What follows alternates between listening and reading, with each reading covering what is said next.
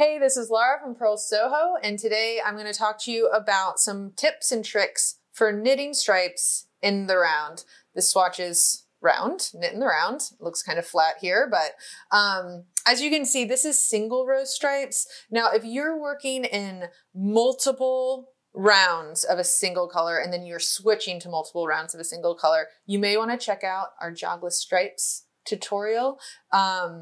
But for now, in this video, we're going to focus on how to carry the yarn up when you get to the end of the round and how to create this beautiful kind of faux seam.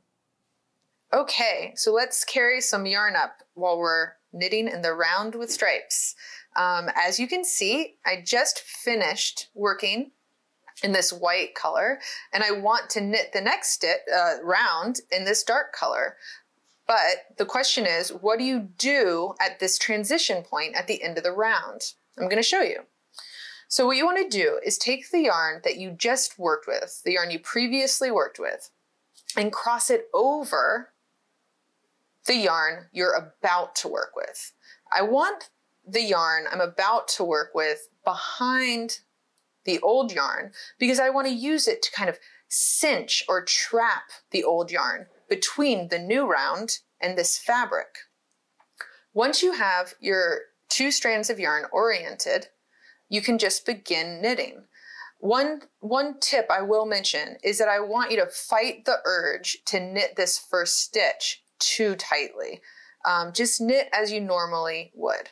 I'm going to take a couple stitches here and then I'm going to show you what this transition does to the fabric on the inside. So let me get these strands out of the way here.